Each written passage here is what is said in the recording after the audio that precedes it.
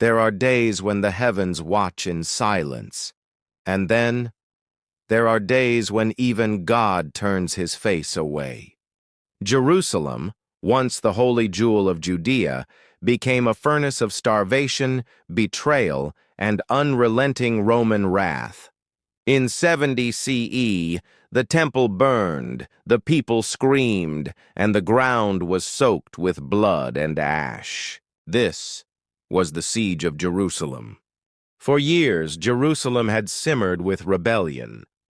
The Jews, proud and unyielding, rejected Roman idols and Roman chains. They defied taxes, murdered officials, and dreamed of liberation. In 66 CE, that defiance exploded into war. Roman legions marched, rebel blood flowed. And now, 4 years later, General Titus came to finish what his father Vespasian began. He came to crush the holy city into dust. Titus encircled the city, 4 legions, 60,000 soldiers, no escape, no mercy. Inside, Jerusalem was already dying.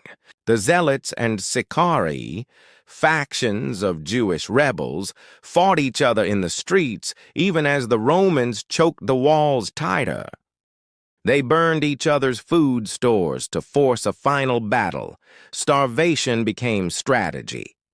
Men gnawed leather belts. Mothers ate the flesh of their own children. The city was a graveyard before the gates even fell. Outside, Titus unleashed hell. Siege towers rose, battering rams slammed.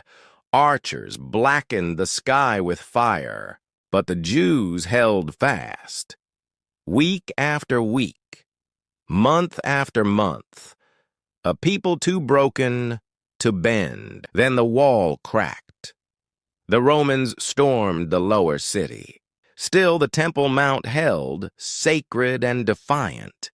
But it stood like a lamb beneath the butcher's knife, its fate sealed.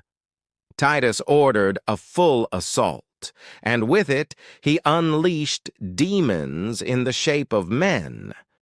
The gates of God's house were about to be kicked open by men who worshipped war, not Yahweh, and they brought hell with them. What came next was not war. It was blood-soaked butchery. Screams echoed off sacred stone as steel split skin from bone. The Romans stormed the temple. Fire spread. The sacred curtain tore. Gold melted. Flesh melted. Eyes boiled in skulls. Men screamed scripture as they were butchered mid-prayer. Blood slicked the altar floors. No sanctuary, no forgiveness, just slaughter. Titus had ordered restraint.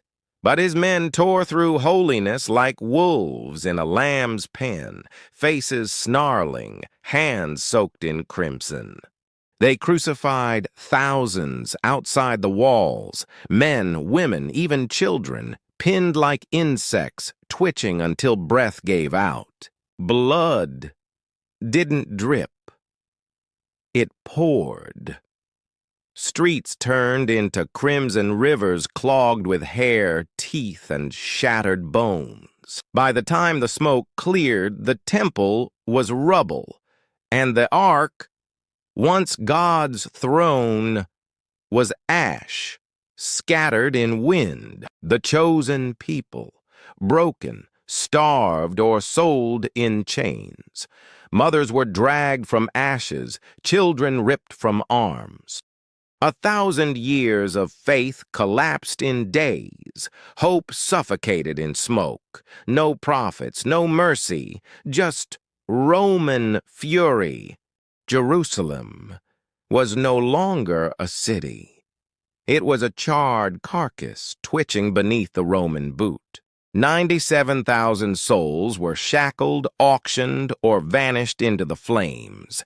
Humanity erased by coin and fire.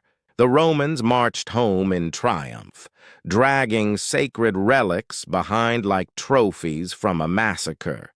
And God said nothing, not even a whisper above the smoldering silence.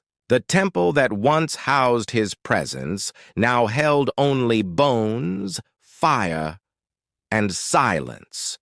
This was not just the fall of a city, it was the ritual slaughter of a people's soul. It was the day God looked away.